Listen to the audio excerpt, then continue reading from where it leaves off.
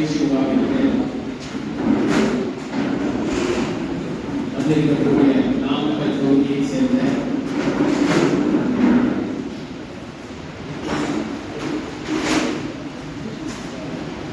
நமது தாமரை சொந்தங்கள் அனைவருக்கும் என்னுடைய முதல்வர் வணக்கத்தை தெரிவித்துள்ளேன்.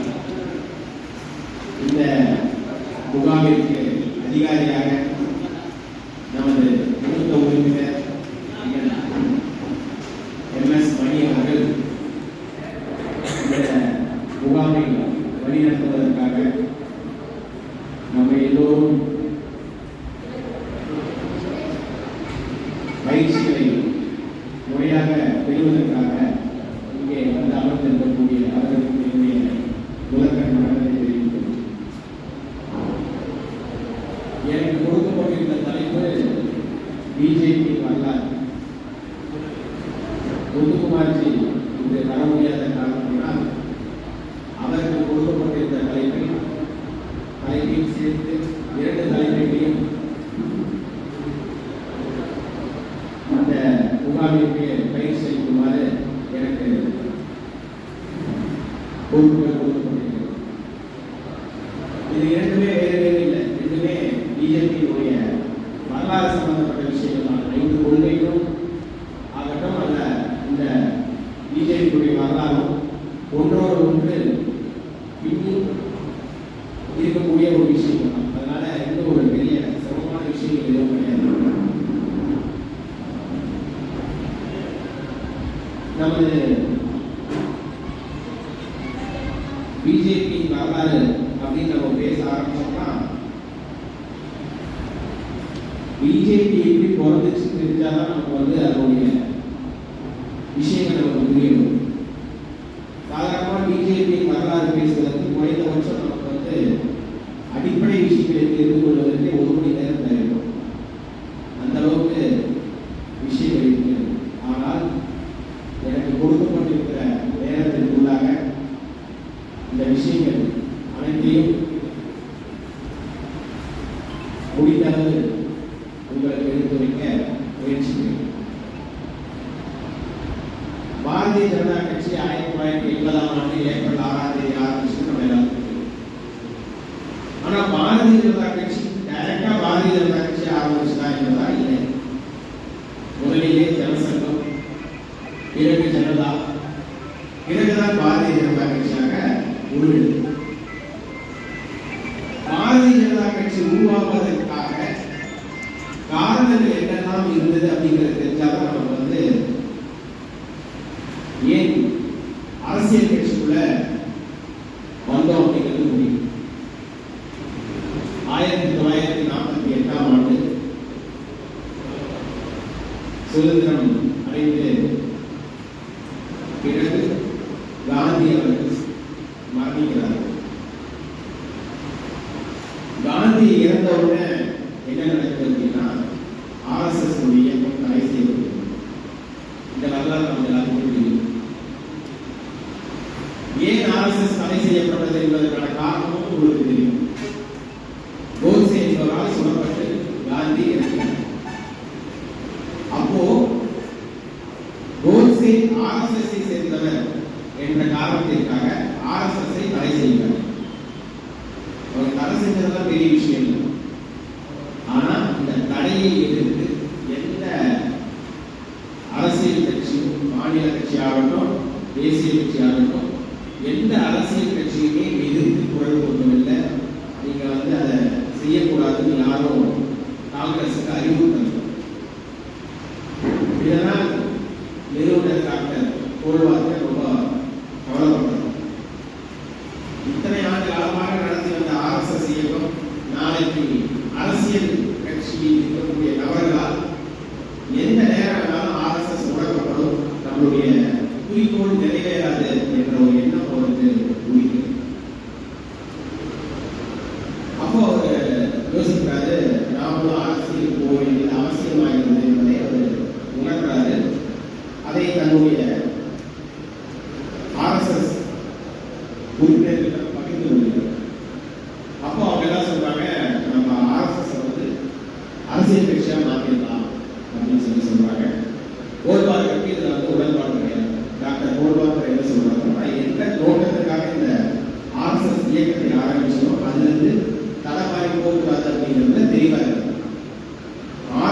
தனி மனித ஒழுக்கத்தை சரி செய்வதற்காக உருவாக்கப்பட்டது. அந்த நேர்கோட்டி தான் செல்ல வேண்டும் என்பதில் அவர் பிடிவாதமாக இருக்கார். அது மட்டும் இல்லாமல் உறுப்பினர்களுக்கு அந்த விஷயத்தை புரிய வைக்கிறார்.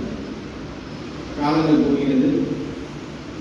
1950ஆம் ஆண்டு ஏப்ரல் 6ஆம் தேதி சியாம் பிரசாத் முகர்ஜி காங்கிரஸ் கட்சியிலிருந்து அவர் மினிஸ்டராக இருக்காரு, ரிசைன் பண்றாரு. எதற்காக ரிசைன் பண்றாருன்னா, நேரு இயக்கம் அப்படின்னு சொல்லி ஒரு ஒப்பந்தம் போடப்படுகிறது.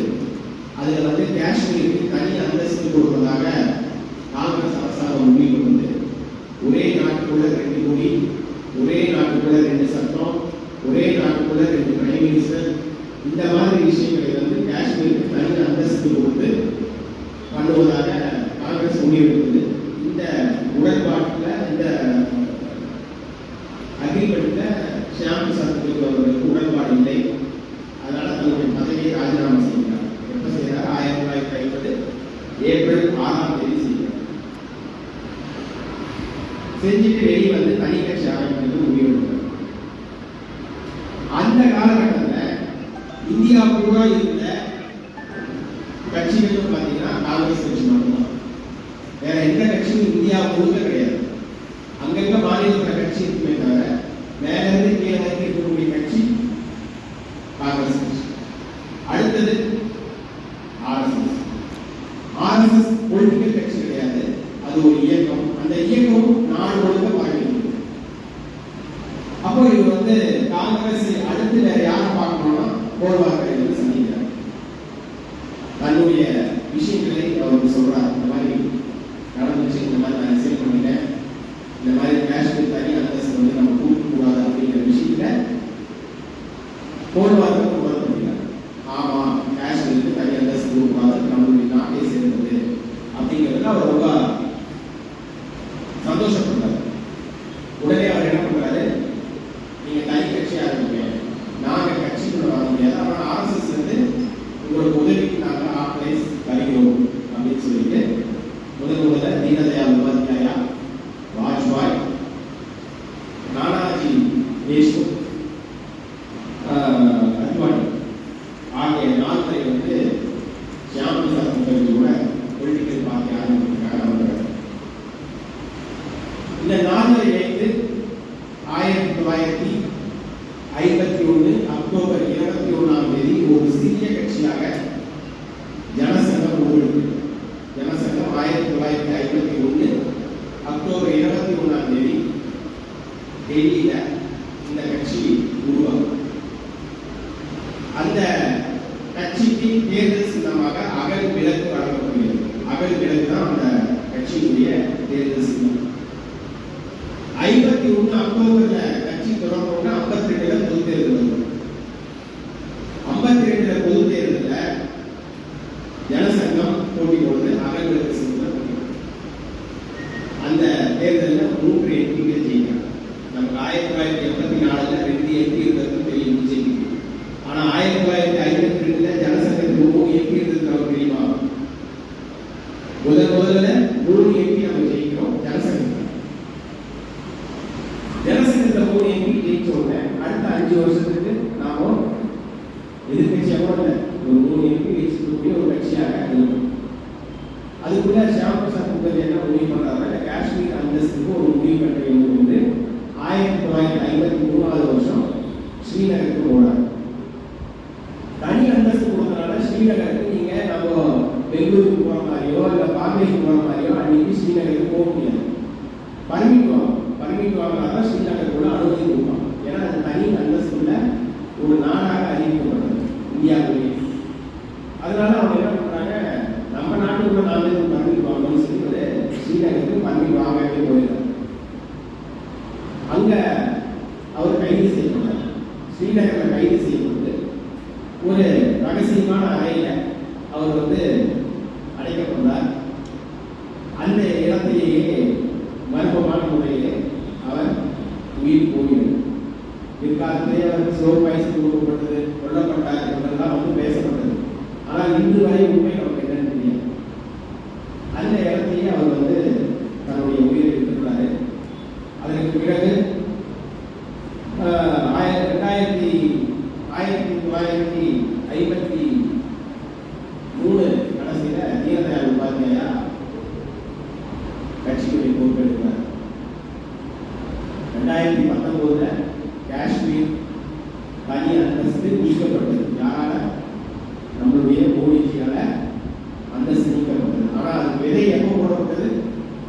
1953 போடப்பட்ட விலை ஆலமரமாக வளர்ந்து 2019 காஷ்மீர் வந்து நம்ம நீக்கி நல்லா புரிஞ்சு. இது ஏதோ ஒரு நாள் 2 நாள் இந்த விஷயங்கள் நடக்கவில்லை. 2019 நடந்ததற்கான விலை 1953 ஷியாமா பிரசாத் முகர்ஜியால் போடப்பட்ட விலை என்பதை நாம் நினைவில் கொள்ள வேண்டும்.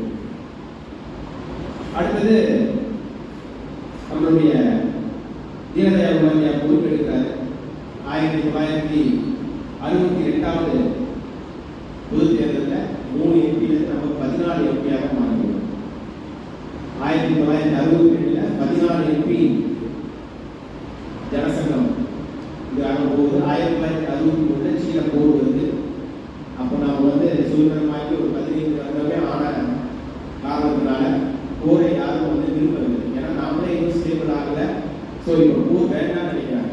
ஆனால் வேற வழி இல்லாமல் போரை காங்கிரஸ் சந்திக்கிறது.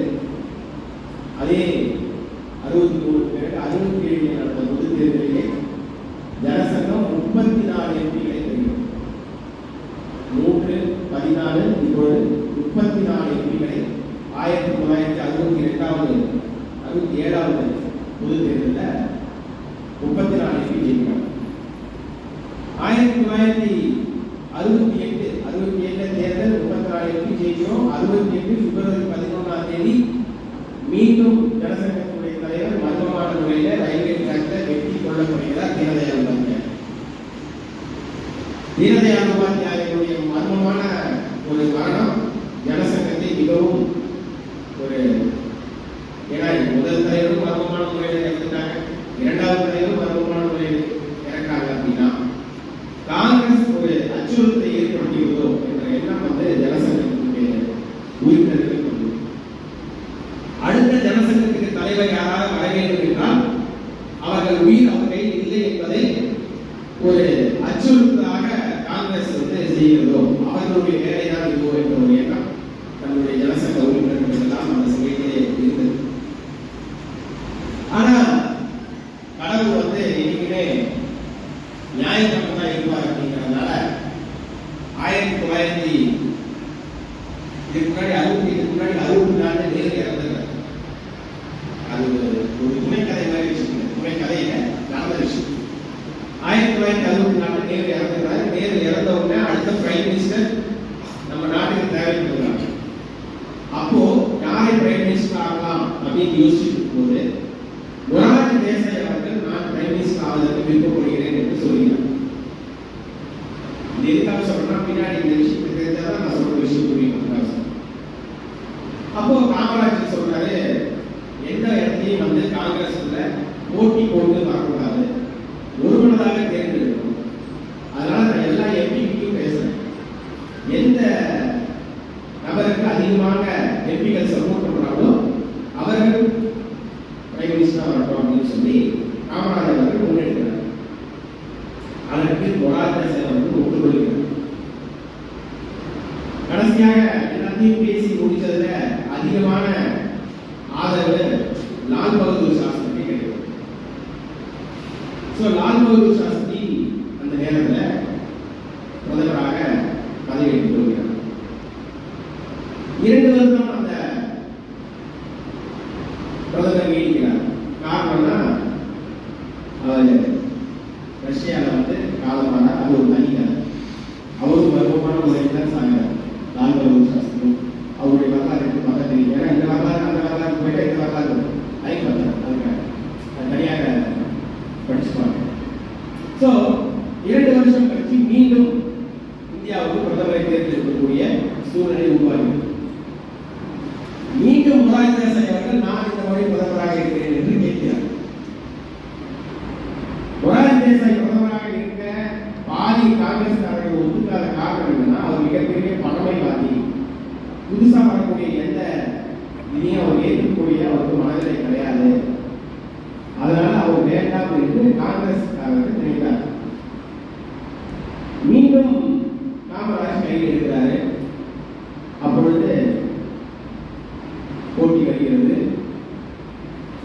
காமராஜால் முன்னிறுத்தப்பட்டவர் நேருடைய மகன் இந்திரா காந்தி.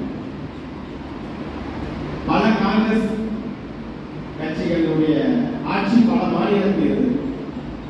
அதனால எல்லா மாநிலங்களும் இந்திரா காந்திக்கு சப்போர்ட் செய்வதாக முடிவு செய்யப்பட்டு அந்த எலெக்ஷன்ல இந்திரா காந்தி ஜெயிச்சு பிரதமராக அமர்கிறார். இப்போ 1969 3 மே பெரிய குழப்பம் ஏற்படுகிறது காங்கிரஸ் கட்சியில். கடவுள் இருக்காருன்னு சொல்ல முடியுங்களா? என்ன குழப்பம் உண்டாகுது அப்படின்னா, இந்திரா காந்தி வந்ததுனால மொரார்ஜி தேசாய்க்கு ஒரு மிகப்பெரிய பின்னடைவாக நினைக்கிறார். அப்போ நாட்டில் பேசப்பட்டாங்க, மொரார்ஜி தேசாய் இனிமேல் வந்து அரசியல் வாழ்க்கை அவருக்கு போயிடுச்சு அப்படின்னு பேசப்படுகிறது. அப்போ காங்கிரஸுடைய தலைவர் வந்து நிஜலிங்கப்பா, அவர் தான் காங்கிரஸுடைய தலைவர், அகில இந்திய காங்கிரஸுடைய தலைவர் நிஜலிங்கப்பா. அவருக்கும் மொரார்ஜி தேசாயோட கருத்தும் ஒத்து போகுது. ஏன்னா நேருடைய மகன் என்ற ஒரே அந்தஸ்துக்காக அவர் பிரதமர் பதவி கொடுத்தது காங்கிரஸுக்குள்ள பல பேருக்கு அது முடிவு பண்ணி நமக்கே தெரியும். கருணாநிதி வந்தப்ப ஸ்டாலின் வராது, ஸ்டாலின் வந்ததுக்கு உதயநிதி வராது, கட்சிக்காரங்களே 10 பேருக்கு பிடிக்காது. அந்த மாதிரி சூழ்நிலை தான் நீ காங்கிரஸ் இருந்துச்சு. ஸோ அந்த சூழ்நிலையில நம்மளுடைய ஜனாதிபதி ஜாகிர் ஹுசைன் அவர்கள் 1969 மே 3 இறக்கிறார். அடுத்து நம்ம ஜனாதிபதியை தேர்ந்தெடுக்க வேண்டிய காலகட்டம். ஜனாதிபதிக்காக நிஜலிங்கப்பா நீலம் செஞ்சிங் ரெட்டி வந்து வேட்பாளராக அறிவிக்கிறார். காங்கிரஸ் சார்பாக சஞ்சீவ் ரெட்டி போட்டியிடுகிறார். அதே காங்கிரஸை சேர்ந்த பிவி அவர்கள் சுயேட்சையாக போட்டியிட்டார். இந்திரா காந்திக்கு தன்னை எதிர்க்கிறார்கள் என்ற எண்ணம் மனதில் இருந்து கொண்டே இருக்கு. என்னதான் நான் நாட்டுக்கு பிரதமராக இருந்தாலும் நம்ம கட்சி கட்டுப்படுத்த முடியலையே அப்படிங்கிற எண்ணம் அவங்க மனசில் இருந்துகிட்டே இருந்தது. அந்த விவி ஒரு தலைமையை தாண்டி ஒரு சுயேட்சையாக இருக்கிறார் ஒரு காங்கிரஸ்காரன்னா பின்புலம் இல்லாமல் இருக்குமா? சோ இந்திரா காந்தி விவியை சப்போர்ட் பண்றாங்க. அந்த தேர்தலிலே விவி ஜெயித்து குடியரசுத் தலைவராக அமைகிறார். இந்திரா காந்தி சப்போர்ட் பண்ண விவி ஜெயிக்கிறாரு. நிஜலிங்கப்பா காங்கிரஸ் கட்சி சப்போர்ட் பண்ண சஞ்சீவ் ரெட்டி தோற்கிறார். இது நிஜலிங்கப்பாவுடைய ஈகோவை தட்டிவிட்டது. அப்பொழுது 1969 மேல வந்து குடியரசுத் தலைவர் எலெக்ஷன் நடக்குது. 69 இறுதி பகுதியிலே காங்கிரஸ் 2ஆக விளக்குது. எந்த ஒரு கட்சி தலைக்கு இருக்கக்கூடாது என்று நினைத்த ஒரு காங்கிரஸ், அந்த காங்கிரஸ் கட்சி அடியோடு சாய்ந்தது. ஏன்னா அந்த காங்கிரஸ் ஆல் இந்தியா காங்கிரஸ் அதோடு முடிஞ்சிருச்சு. 69 வேற ஒரு கட்சி இல்லாமல் ஆக வேண்டும் என்று நினைத்த காங்கிரஸ் இல்லாமல் போனது. அன்று பிறந்ததுதான் இந்திரா காங்கிரஸ். அந்த இந்திரா காங்கிரஸ் என்ற பெயரும் இன்னொரு கட்சி ஸ்தாபன காங்கிரஸ் என்றும் 2ஆக பிரிந்தது. இந்திரா காங்கிரஸ் தெரியும், இந்திரா காந்தியுடைய ஆதரவாளர்கள் தான் இந்திரா காங்கிரஸ் இருந்தாங்க. ஸ்தாபன காங்கிரஸ்ல யாரா இருந்தாங்க அப்படின்னா நிஜலிங்கப்பா, மொரார்ஜி தேசாய். இந்த இந்திராவுடைய செயல்பாடு பிடிக்காமல் காமராஜும் ஸ்தாபன காங்கிரஸ்ல வந்தாருங்கிறதா அது ஒரு மிகப்பெரிய அதிசயம். பின்னாலேயே காமராஜரே வந்து இந்திரா காந்தியை கொண்டு வந்தது மிகப்பெரிய தவறு என்று அவர் ஃபீல் பண்ணதாக பின்னாடி வரலாறு இருக்கு. ஸோ இந்த மாதிரி இருக்கிறவங்களாம் சேர்ந்து ஆரம்பிச்சது தான் ஸ்தாபன காங்கிரஸ். இந்த ஸ்தாபன காங்கிரஸ் 1971 இந்திரா காங்கிரஸ் ஸ்தாபன காங்கிரஸும் எலெக்ஷன் சந்திக்கு 1973. இந்த ஸ்தாபன காங்கிரஸ் கூட பல கட்சிகள் கூட்டணி அதில் பார்த்தீங்கன்னா பாரதிய ஜனசங்கமும் அந்த ஸ்தாபன காங்கிரஸோட கூட்டணி இருக்கிறாங்க. ஸ்தாபன காங்கிரஸ், பாரதிய ஜனசங்கம், பாரதிய லோக்கல், சம்யுக்தா சோசியலிஸ்ட் கட்சி இவங்கெல்லாம் சேர்ந்து பாரதிய ஜனசங்கம் எல்லாம் சேர்ந்து கூட்டணி இருக்கிறாங்க 1997. இதில் யார் யார் பெருந்தலைவர் கட்சியில் இருக்காங்கன்னு பார்த்தீங்கன்னா சரண்சிங் இருக்காரு, சந்திரசேகர் இருக்காரு, மொரார்ஜி தேசாய் இருக்காரு, காமராஜ் இருக்காரு, வாஜ்பாய் இருக்காரு, அத்வானி இருக்காரு, இந்த மாதிரி நானா தேஷ்முக் இருக்காரு. இவங்க எல்லாம் சேர்ந்து ஒரு கட்சி கூட்டணியை சந்திக்கிறாங்க. என்ன ஒரு துரதிருஷ்டம்னா 34 எம்பி இருந்த இடத்துல நாம 22 எம்பி தான் ஜனசங்கம் கூட்டணி 22 எம்பி தான் செய்கிறோம். ஏற்கனவே இந்த எம்பியுடைய எண்ணிக்கை குறைகிறது. இது மிகப்பெரிய ஒரு அதிருப்தியா ஜனசங்கம் நடக்குது. கடவுள் அடுத்த பிஸ்ட் கொடுக்குறாரு. 1975 சோசியலிஸ்ட் கட்சி தலைவர் நம்ம கூட்டணி தான் இருக்கார், சம்யுக்தா சோசியலிஸ்ட் நம்ம கூட்டணி தான் இருக்கு. அவருடைய தலைவர் ராஜ் நாராயணன் அவர் ஒரு வழக்கு தொடர்றாரு. அதுக்கான தீர்ப்பு 1975 ஜூன் 12ஆம் தேதி உத்தரப்பிரதேச கோர்ட்ல வருது. என்ன வருது? ரேபரேலி தொகுதியில ஜெயிச்ச இந்திரா காந்தியினுடைய வெற்றி செல்லாது என்று தீர்ப்பு கூறுகிறார். அந்த தீர்ப்பு கூறிய நீதியரசர் ஜக்மோகன் லால் சின்ஹா அவர் தான் அந்த தீர்ப்பை வழங்குறார். இது இந்திரா காந்திக்கு ஈகோவை தட்டி விட்டு மிகப்பெரிய ஒரு தவறை செய்ய வழிவகுக்கிறது. 12ஆம் தேதி தீர்ப்பு வருது. அதே ஜூன் 25 அந்த நாளிலே அந்த காலத்திலே இருந்த குடியரசுத் தலைவர் ஃபக்ருதீன் அலி அவர்கள் 352 விதியை பயன்படுத்தி நாட்டில் எமர்ஜென்சியை கொண்டு வருகிறார். காரணம் என்னவென்றால் தன்னுடைய வெற்றி செல்லாது என்று அறிவித்துவிட்டால் தன்னுடைய பிரதமர் பதவியை ராஜினாமா செய்ய வேண்டும். இந்திய வரலாற்றிலே பிரதமர் ராஜினாமா செய்த முதல் பிரதமர் என்ற இந்திரா காந்தி தன் பெயர் எடுக்க விரும்பாத இந்திரா காந்தி என்ன செய்கிறார்? தன்னுடைய பவரை பயன்படுத்தி ஃபக்ருதீன் அலியை எமர்ஜென்சி அறிவிக்க வைக்கிறார். இன்றும் ஜனவரி 25ஆம் தேதி நாம் கருப்பு தினமாக அனுசரித்துக் கொண்டிருக்கிறோம். அது எல்லாருக்கும் அதோட கொடுமை என்ன அப்படின்னா எமர்ஜென்சி அறிவித்தது மட்டும் இல்லாமல் RSS இருக்கக்கூடிய தலைவர்கள், நம்ம கூட்டணி கட்சியில் இருக்கக்கூடிய தலைவர்கள், மிகப்பெரிய ஒரு தலைவராக இருக்கக்கூடிய ஜெயபிரகாஷ் நாராயணன், மொரார்ஜி தேசாய், காமராஜ், அத்வானி, வாஜ்பாய் ஆகியோர்கள் எல்லாருமே கைது செய்யப்பட்டு சிறையில் அடைக்கப்பட்டார். எமர்ஜென்சியில் யாரும் வாய்ப்பு பேச முடியாது. எந்த முன்னறிவிப்பும் இன்றி எந்த ஒரு நோட்டீஸும் இல்லாமல் யாரால எந்த இடத்துல கைது செய்யலாம். கைது செய்பவர்கள் எந்த சிறையில் அடைக்கப்பட்டிருக்கார் என்பதை அந்த குடும்பத்துக்கு கூட சொல்ல வேண்டிய அவசியம் இல்லை. இந்த மாதிரி பல விஷயமான விவகாரமான விஷயங்கள் எல்லாம் இந்திரா காந்தி அந்த காலத்திலே செய்தார். 1 மாதம் 2 மாதம் இல்லை, 21 மாதம் எமர்ஜென்சி டிகிரி. இந்த எமர்ஜென்சி காலத்திலே RSSகள் பெரிய தலைவர்கள் மட்டும் இல்லை, அடிப்படை தொண்டர்கள் கூட கைது செய்யப்பட்டார்கள்.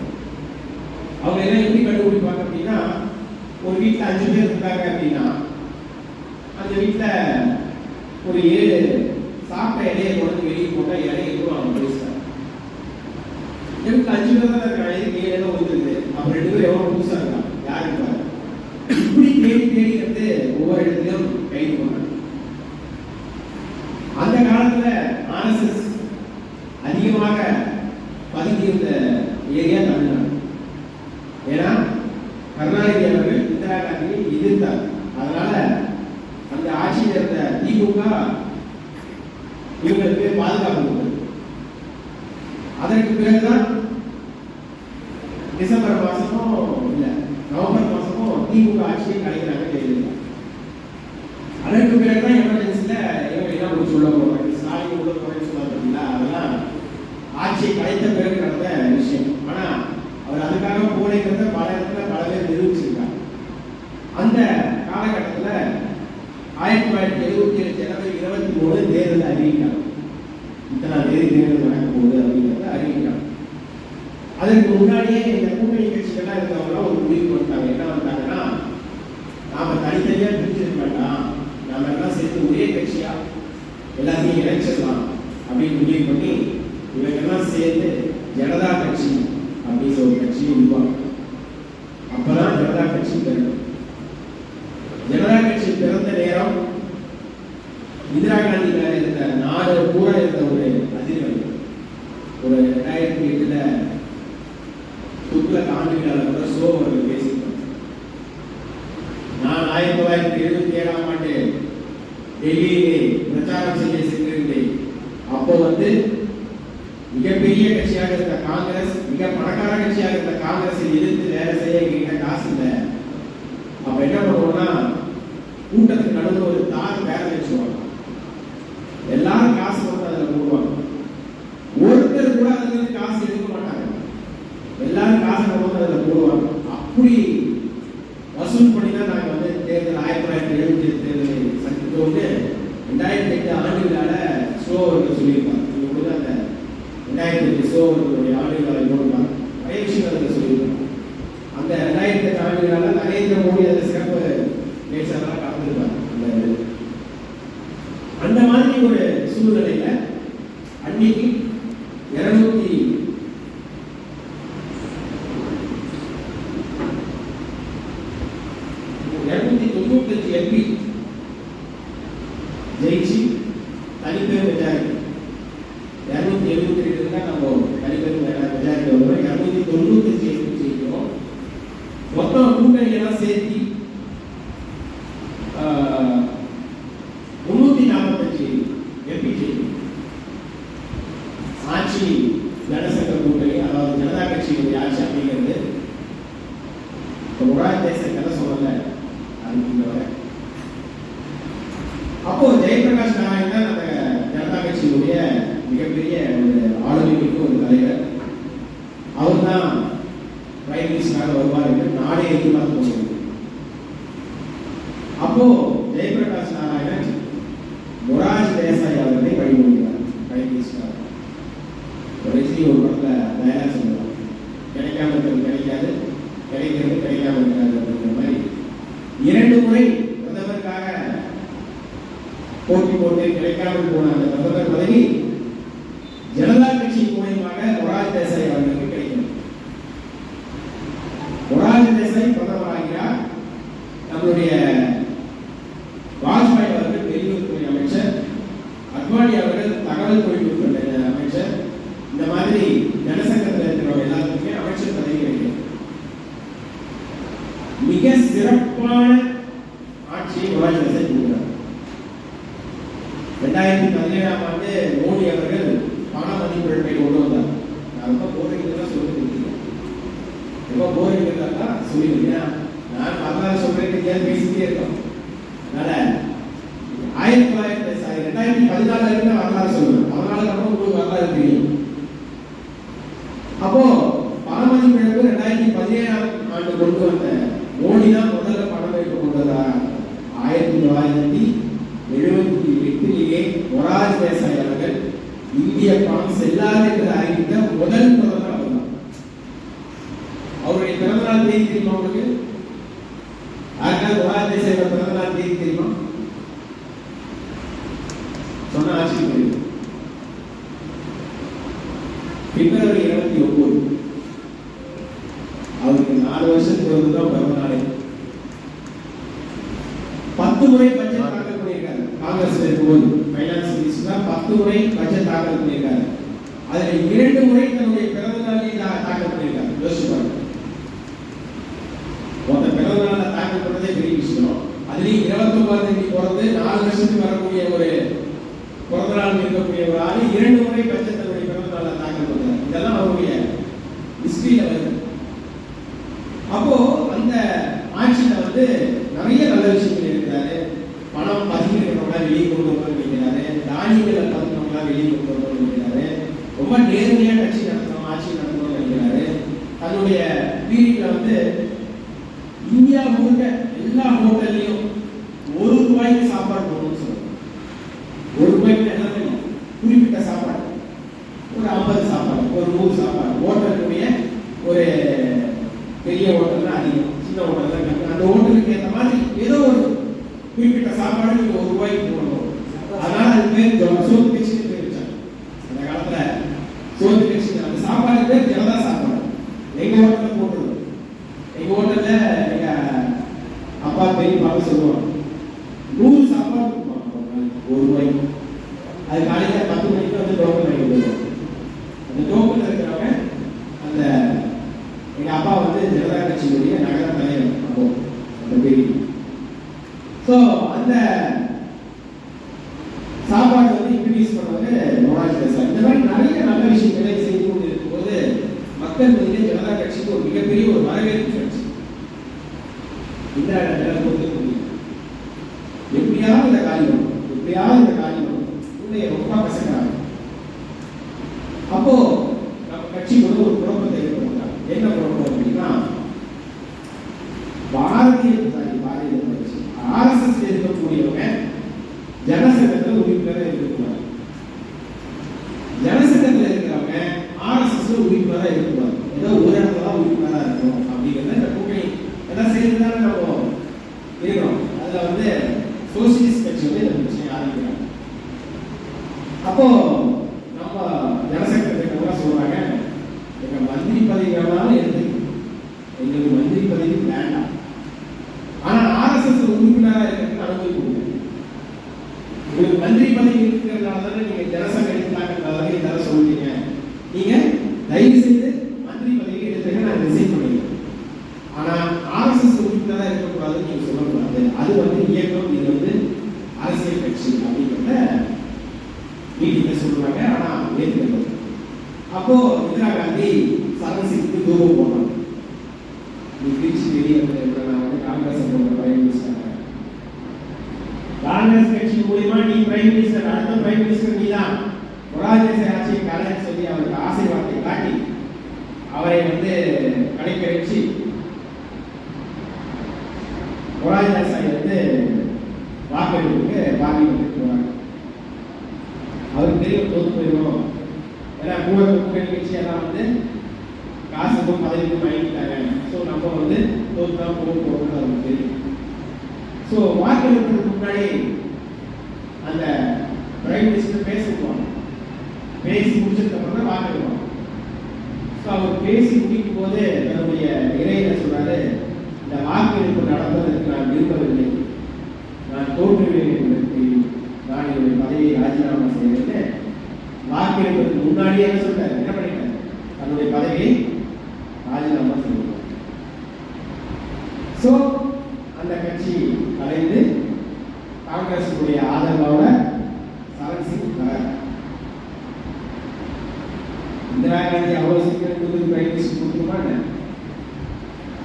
6 மாசம் தான் என் கட்சிக்கு ஒரு பிரைம் மினிஸ்டர் கொடுத்து முடிக்கீங்க, நாங்கள் வாபஸ் வாங்கிக்கிறோம். பார்லிமெண்ட்ல கூட்டமே கூடாம பிரைம் மினிஸ்டரா இருந்து ஆட்சி விட்டு கீழே இருக்கிற ஒரே பிரைம் மினிஸ்டர் சரண் சிங் தான். 6 மாசம் தான். அந்த 6 மாசமும் பார்லிமெண்ட் கூடவே இல்லை. அதற்கு பிறகு டெம்பரரியா சந்திரசேகர் அவர்களை பிரைம் மினிஸ்டர் ஆகிறாங்க. 5வது பிரைம் மினிஸ்டரா யார் வராரு, சந்திரசேகர் வராரு. மொராஜ் தேசாய் 4வது பிரைம் மினிஸ்டர். ஃபர்ஸ்ட் யாரு,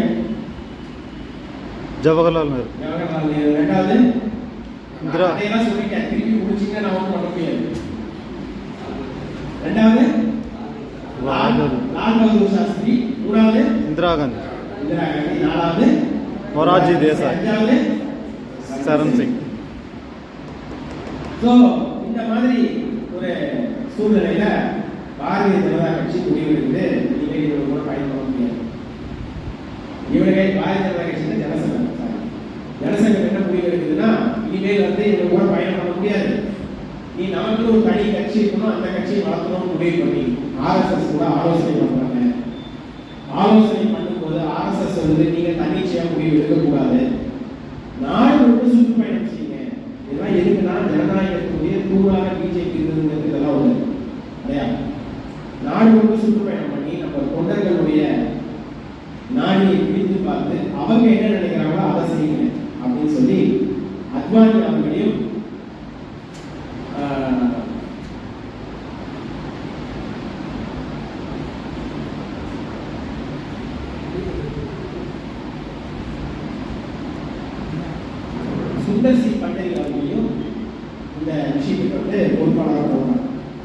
2 பேரும் 4 முறை சுற்றுப்பயணம் செய்கிறாங்க.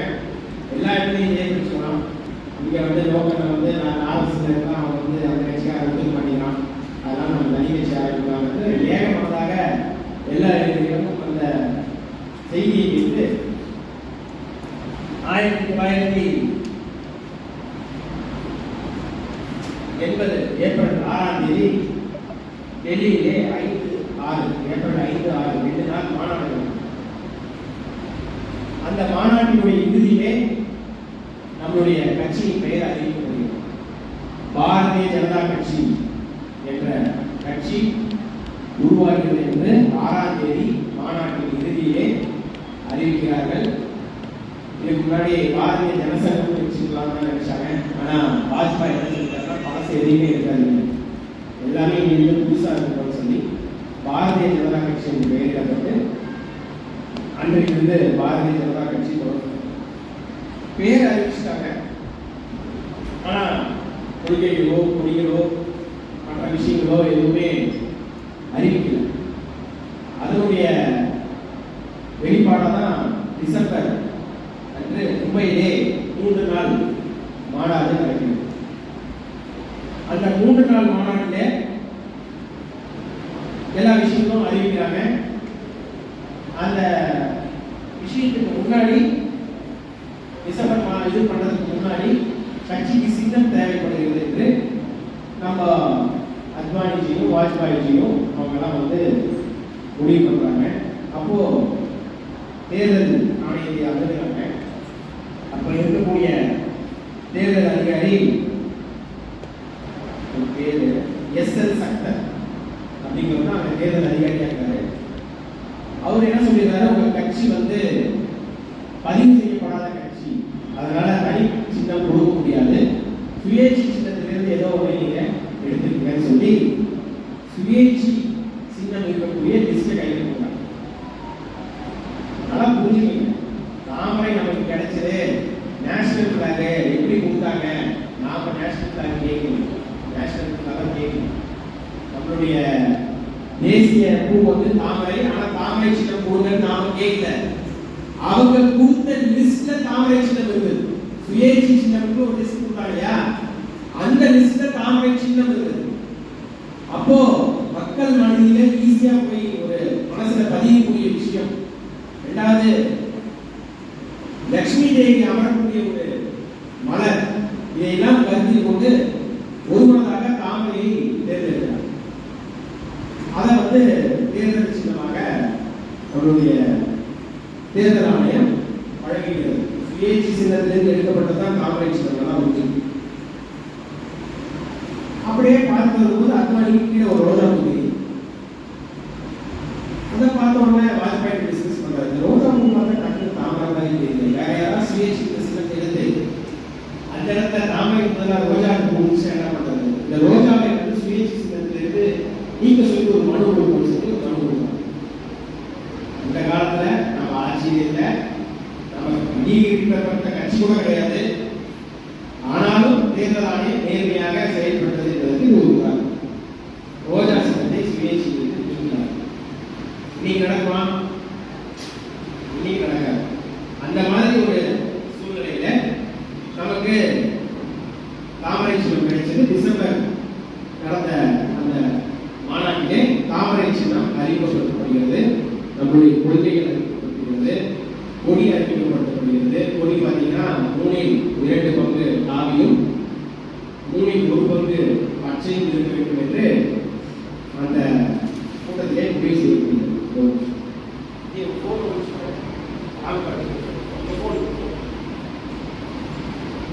அந்த மாநாடு மும்பையிலே நடக்கிறது. ஸோ அதிகாரப்பூர்வமான கட்சியினுடைய பெயர் வெளியே அறிவிக்கப்பட்டு கொள்கைகள்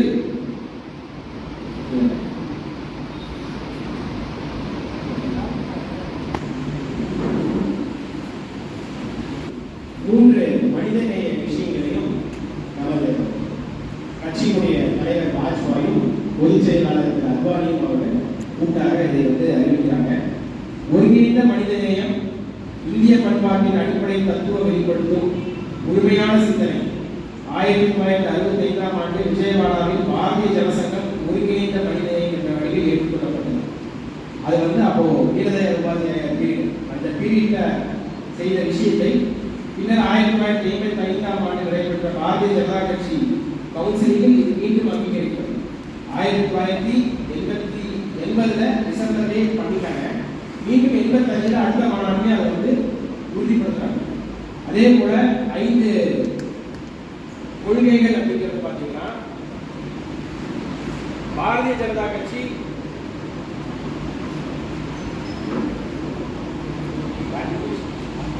அடிப்படையான கொள்கை தேசியவாதம் மற்றும் தேசிய ஒருமைப்பாடு.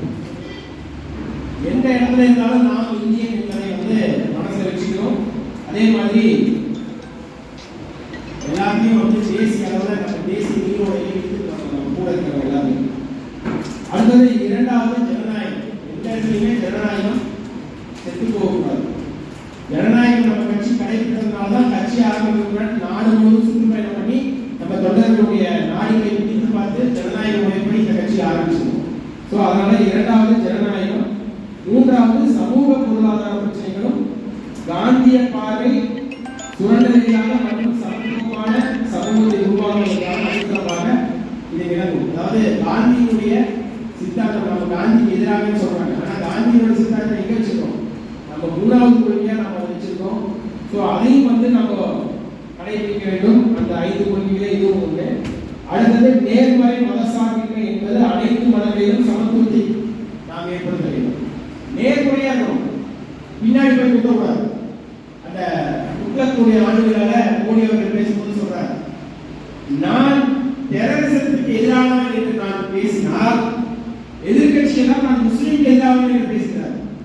அதான் புரிஞ்சுக்கணும். அப்போ டெரரிஸ்ட் முஸ்லீம் யார் நினைக்கிறா? எதிர்கட்சிக்காரன் நினைக்கிறோம். நாம முஸ்லீம்ங்கிற வார்த்தையை பயன்படுத்தல. நாம தீவிரவாதிகளுக்கு எதிராக இருக்கிறோம் என்று நாம சொன்னா அவன் என்ன சொல்றான்? நீ முஸ்லீம்க்கு எதிராக இருக்கேன்னு சொல்றான். அப்போ இவங்க என்ன சொல்றாங்க? முஸ்லீம் தான் தீவிரவாதிகள், நான் சொல்லல அப்படிங்கிற விஷயத்த ஆணித்தனமா பேசுறாங்க நம்முடைய பிரதமர் மோடி அவர்கள். அப்போதான் சீஃப் மினிஸ்டர் 2008.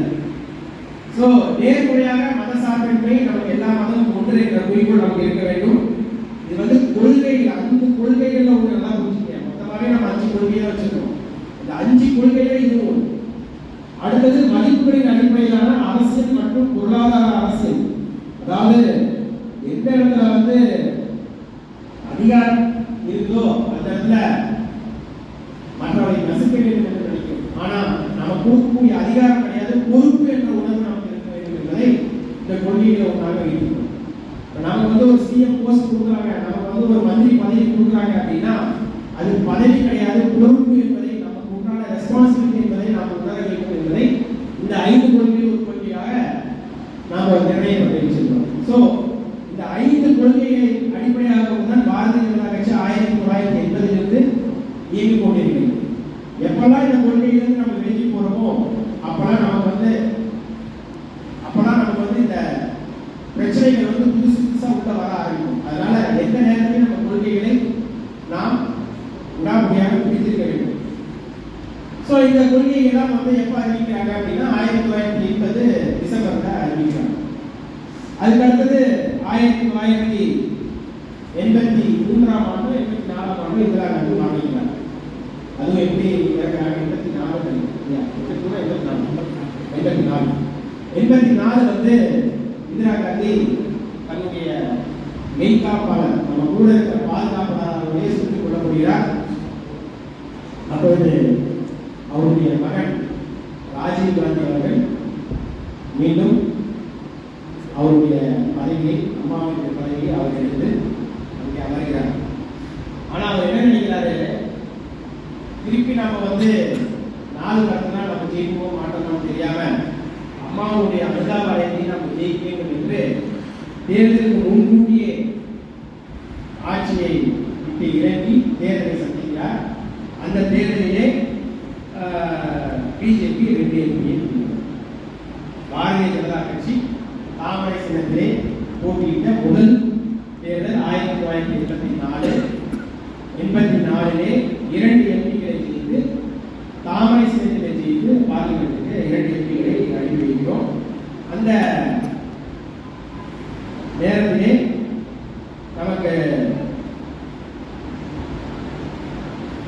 ஏபிவிபி, பிஜேபி இந்த மாதிரி அமைப்புகள்லாம் நமக்கு வந்து அன்னைக்கு ரொம்ப பக்கபலமா இருக்கு. அதுக்கப்புறம் வாஜ்பாய் பொறுப்பெடுத்தப்புறம் தலைவரா நிறைய பேர்த்த ஏபிவிபியிலிருந்து பிஜேபி இளைஞர்கள் தேவைப்படுறாங்க. ஏபிவிபின்னா நமக்கு தெரியும், நம்ம சங்கத்தினுடைய அது ஒரு பரிவார் இளைஞர்களை பள்ளி கல்லூரி இளைஞர்களை வந்து நம்ம உள்ளடக்கக்கூடிய ஒரு இயக்கம். அந்த இயக்கத்திலிருந்து நிறைய பேர்த்த வந்து உள்ள கூட்டிட்டு வராங்க. அந்த சமயத்தில் வந்தவங்க தான் மோடி, நட்டாஜி, அமித்ஷா. இந்த தமிழ்நாட்டில் எடுத்துக்கிட்டீங்கன்னா பார்த்தீங்கன்னா வானதி சீனிவாசன், முருகன்ஜி இவங்கெல்லாம் அந்த காலகட்டத்தில் வாஜ்பாயினுடைய ஒரு ஆர்வத்தினால உள்ள வந்த ஏபிவிபியிடம் வந்தவர்கள் தான் இருக்கலாம். அப்படி வரும்போது பிஜேபி மிகப்பெரிய ஒரு பலம் வாய்ந்த ஒரு கட்சியாக உருவெடுக்கிறது. 1989 அடுத்த தேர்தல் வருவதற்கு முன்னாடி காங்கிரஸ் மிகப்பெரிய குழப்பங்கள் ஏற்படுகிறது. அப்பதான் இந்த கோபாஸ் ஊழல் வருது, நம்மளுடைய அயோத்தி பிரச்சனை, ராமர் கோயில் பிரச்சனை தலையெடுக்கிறது. அதே மாதிரி பஞ்சாப்ல வந்து அந்த மெய்காப்பாளர் சீக்கிரம் இருப்பதனால பஞ்சாப்ல மிகப்பெரிய கலவரம் நடந்தது. இந்த மாதிரி விஷயங்கள்லாம் காங்கிரஸ் மேல இருக்கக்கூடிய நம்பிக்கையை கொஞ்சம் கொஞ்சமா ஏற்று. அப்போ பிபிசி கேள்விப்பட்டீங்களா? பிபிசிலே கோபாஸ் ஊழல்லாம் பார்த்துட்டு காங்கிரஸ் வெளியே வந்தார். காங்கிரஸ் வெளியே வந்து அவர் ஒரு புதிய கட்சியை ஆரம்பிக்கிறார். அந்த கட்சியினுடைய பெயர் ஜனதாதளம். ஜனதாதளம் என்ற ஒரு புதிய கட்சி ஆரம்பிக்கிறாரு. அவர் கூட ஜன மோக்ஷா நம்ம வெளிவட்டம் இல்லை, ஜனதாவுக்கு வெளிவட்டம். ஆனால் ஜனதா வெளியில இருக்கு, நாம தான் ஜனதாவுக்கு வெளிவட்டம். ஸோ ஜனமோக்ஷா, ஜனதா, லோக்தல், லோக்தளம், பழைய காங்கிரஸ் அவங்க எல்லாம் சேர்ந்து ஜனதாதளத்தில் ஒரு புதிய கட்சி ஆரம்பிக்கிறாங்க. 1989 பொது தேர்தலில் மும்முனை போட்டியாக உருவாகிறது. காங்கிரஸ் இருக்குது, பிஜேபி இருக்குது, பிபிசி கட்சி. இப்போ காங்கிரஸ் மிகப்பெரிய தலைமை ஏற்படுது. யாருக்கும் தனிப்பெரும் மெஜாரிட்டி கிடைக்கல. 1989 தனிப்பெரும் மெஜாரிட்டி கிடைக்கல. அப்போ பிஜேபி சொல்லுது பிபிசி கிட்ட, நீ பிரதமர் ஆயிரு, நாங்கள் வெளியிலிருந்து ஒரு ஆதரவு கொடுக்குறோம் அப்படின்னு யார் சொல்றாங்க? நம்ம பிஜேபி சொல்லுது. பிஜேபியுடைய ஆதரவோட ஜம்ஜம்னு பிபிசி அவர்கள் பிரதமர் ஆகிறார். பிரதமர் ஆனதுக்கு அப்புறம் அவருடைய அந்த கட்சியினுடைய தன்மை மாறுகிறது. 1990 அத்வானி சூரத்திலிருந்து அயோத்தி நோக்கி பயணம் மேற்கொள்கிறார், ரத யாத்திரை ஆரம்பிக்கிறாரு. அப்போ வந்து பிஜேபி சப்போர்ட் பண்ணக்கூடிய பிபிசி ஆட்சி நடக்குது. அப்போ அவரை வந்து பீகார் மாவட்டத்தில் அத்வானியை கைது செய்யறாங்க. அப்போ பிபிசி கிட்ட பேசுறாங்க. பிபிசிக்கு வந்து அதுக்கு உடன்பட மாட்டேங்கிறாரு. அதனால நம்மளுடைய ஆதரவை வாபஸ் வாங்கிக்கிறோம். பிபிசியினுடைய ஆட்சி கிடைக்கிறது. பிறகு காங்கிரஸ் ஆதரவோடு சந்திரசேகர் அவர்கள் பிரைம் மினிஸ்டர் ஆகிறாங்க. அதுவும் ரொம்ப நாள் நீடிக்கல. அதனால அடுத்தது 1991 மீண்டும் தேர்தல் அறிவிக்கிறாங்க. அப்போ ராஜீவ்காந்தி அவர்கள் தமிழ்நாடு வராது, ஸ்ரீபெரும்புதூரில் முன்பு வச்சு செலுத்துவார். ஸோ ஸ்ரீபெரும்புதூரில் இறந்த உடனே அவருடைய அனுதாப ஆணையில மீண்டும் காங்கிரஸ் ஜெயிக்குது. காங்கிரஸ் ஜெயிச்ச உடனே யாரு பிரைம் மினிஸ்டர் வராங்க? மன்மோகன் சிங், நரசிம்மராவ் பிரதமராக வராங்க. மீண்டும் 1991 நம்ம இதை ஆரம்பிக்கும் அதை மீண்டும் ஆரம்பிக்கிறாரு அத்வானி. அப்போ டிசம்பர் 6ஆம் தேதி பாபர் மசூதியில இடிப்பு ஏற்படுது, கைது செய்யப்படுகிறோம். அப்பொழுது பிஜேபி ஆட்சி உத்தரப்பிரதேசம் நடத்தப்படுகிறது. ஸோ நரசிம்மராவ் அந்த ஆட்சியை வந்து கிடைக்கிறாரு. உத்தரப்பிரதேசத்தில் இருக்கக்கூடிய பிஜேபி ஆட்சி கிடைக்கிறது. அதற்கு பிறகு 1996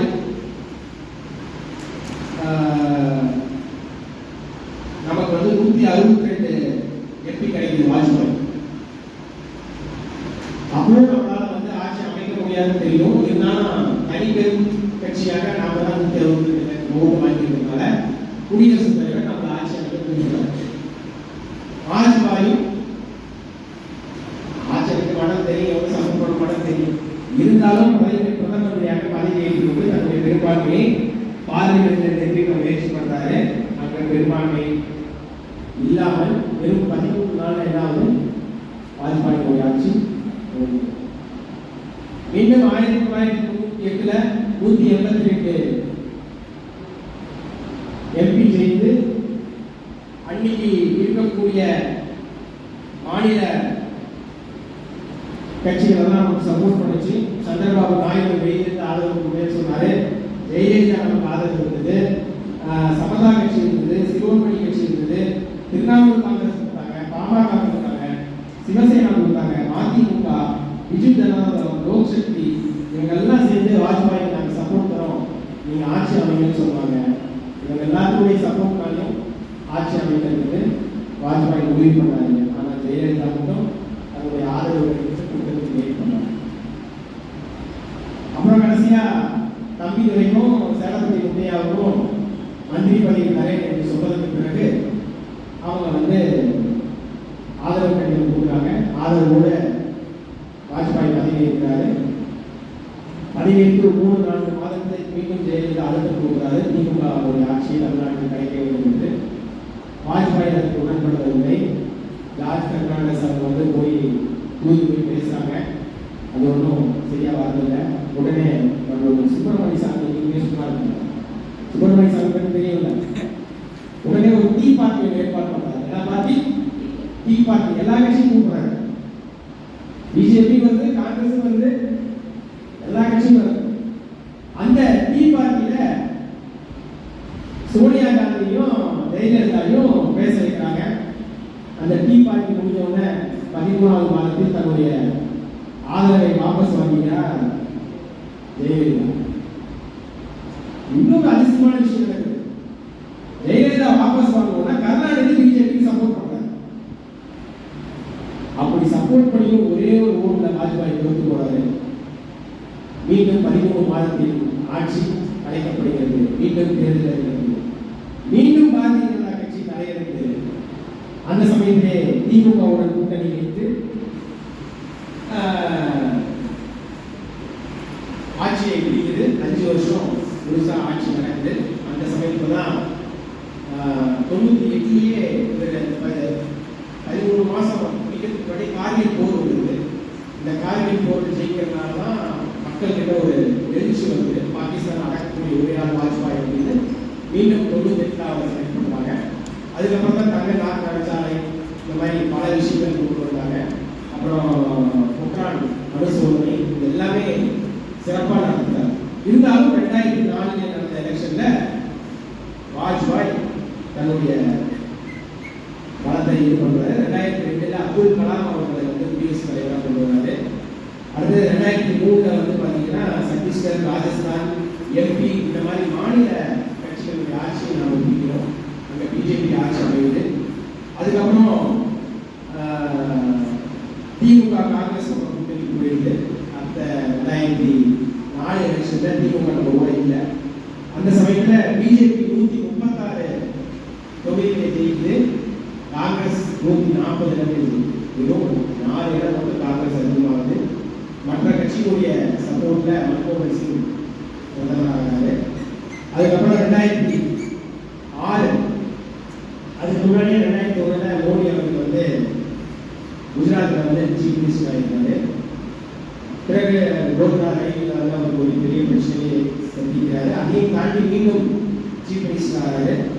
அப்போ 2006 எலெக்ஷன் குஜராத் சந்திக்கும் போது அங்க சோனியா காந்தி போய் பிரச்சாரம் பண்ணும்போது மோடி மரண வியாபாரின்னு சொல்லியிருக்காங்க.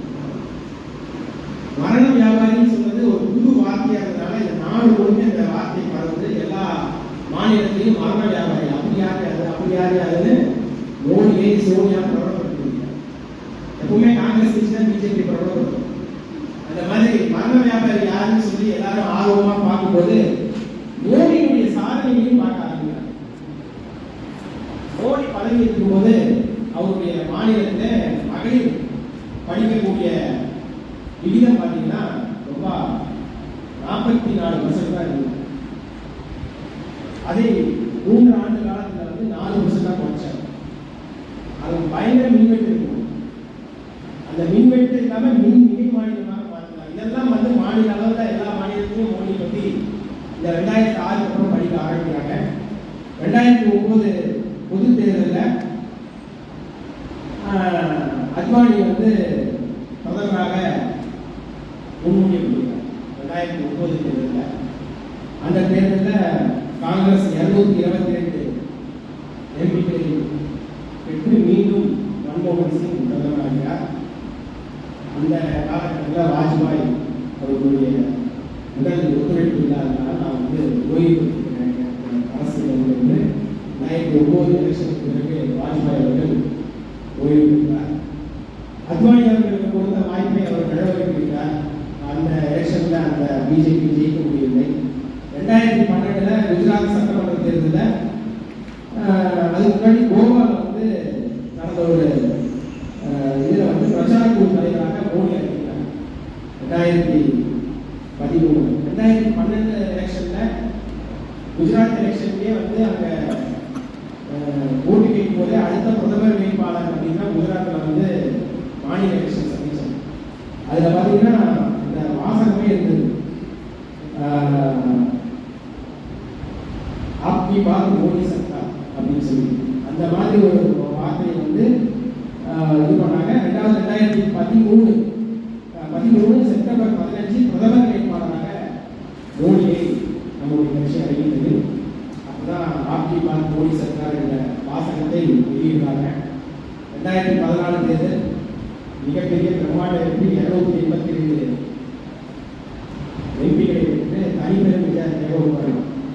மொராஜ் தேசாய் ஜனதா கட்சி ஜெயித்தது பிறகு அப்போது 295 கூட்டணி கட்சியெல்லாம் சேர்ந்து 295 எம்பிகளை செய்த ஜனசங்கம் மீண்டும் 2014 தனிப்பெரும் மெஜாரிட்டியாக பிஜேபி மட்டும் 282 தொகுதிகளை வென்று தனிப்பெரும் மெஜாரிட்டியாக பார்லிமெண்ட் உட்கார்ந்தது. இதனுடைய தொடர்ச்சியாக மகாராஷ்டிரா, ஜார்க்கண்ட், ஹரியானா, அதே மாதிரி நார்த் ஈஸ்ட், இந்த மாதிரி விஷயங்கள்லாம் நடந்தது. அப்போ ஒரு காரணம் வந்து 2014 பாரதிய ஜனதா கட்சியுடைய தலைவராக அமித்ஷா அவர்கள் அறிவிக்கப்படுகிறார். மோடி அவருடைய கான்ஸ்டிடியூன்சி பனாரஸ்ல இருந்ததுக்கு காரணமும் அமித்ஷா அவர் தான் இடத்த மோடியை தேர்ந்தெடுத்து கொடுத்தாரு. அதனுடைய ஒரு மிகப்பெரிய வெற்றியின் காரணமாக அமித்ஷா அவர்களுக்கு தலைவர் பணி வழங்கப்பட்டது. அவருடைய தலைமையில் தான் பிஜேபி பல மாநிலங்கள் ஆட்சி கொடுத்தது. மெயினாக நார்த் ஈஸ்ட், திரிபுரா, அருணாச்சல் பிரதேஷ், இந்த மாதிரி இடங்களில் வந்து கம்யூனிஸ்டை டோட்டலாக காலி செய்திருக்கு. பாரதிய ஜனதா கட்சியோட ஓடுவதற்கு மிக முக்கிய காரணமாக இருக்கிற நம்மளுடைய உள்துறை அமைச்சர் அமித்ஷா அவர்கள். அதே மாதிரி நம்மளுடைய திரிணாமுல் காங்கிரஸ், அந்த காலத்தில் கம்யூனிஸ்ட் மட்டுமே இருந்த வெஸ்ட் பெங்காலில் திரிணாமுல் காங்கிரஸ் 2011 ஆட்சி கொடுத்தது. அதுக்கப்புறம் கம்யூனிஸ்ட் பிளஸ் திரிணாமுல் காங்கிரஸ் ரெண்டுத்தையும் எதிர்த்து அங்கே வந்து நம்ம அரசியல் செய்ய சூழ்நிலை உருவானது. இதையெல்லாம் தாண்டி இப்போ உங்களுக்கு தெரியும், நம்முடைய பிஜேபி திரிணாமுல் காங்கிரஸை ஒழித்துவிட்டு வெஸ்ட் பெங்காலில் நம்முடைய ஆட்சியை நிறைவேற்றிருக்கிறது என்பதை நம்மால் உணர முடிகிறது. நம்முடைய கொள்கையில் இருக்கக்கூடிய ஜனநாயகம் அப்படிங்கிற ஒரு வார்த்தைக்கு அடையாளமாக நம்முடைய தேசிய தலைவர்களுடைய பட்டியலை பார்க்கப்படுகிறது.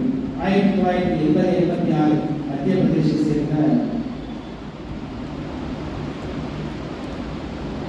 வாஜ்பாய் அவர்கள், 86-91 குஜராத்தை சேர்ந்த அத்வானி அவர்கள், 91-93 உத்தரகாண்ட் சேர்ந்தவர்கள் கோடை மனோகர் ஜோஷி அவர்கள், குஜராத்தை சேர்ந்த அத்வானி மீண்டும் 93-98,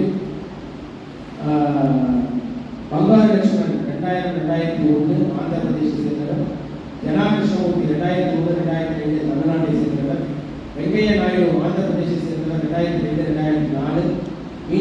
குஜராத்தை சேர்ந்த அத்வானி அவர்கள் 2004 2005, ராஜ்நாத் சிங் உத்தரப்பிரதேசத்தை சேர்ந்த 2005 2009, நிதின் கட்கரி மகாராஷ்டிராவை சேர்ந்தவர் 2009 2013, மீண்டும் ராஜ்நாத் சிங் 2013-14 உத்தரப்பிரதேசத்தை சேர்ந்தவர், அமித்ஷா அவர்கள் குஜராத்தை சேர்ந்தவர் 2014 2020, 2020-26 இமாச்சல பிரதேசத்தை சேர்ந்த ஜேபி நட்டா அவர்கள், தற்பொழுது நிதின் நவீன் அவர்கள் பீகாரை சேர்ந்தவர், இப்பொழுது நமக்கு தேசிய தலைவராக இருக்கிறார்.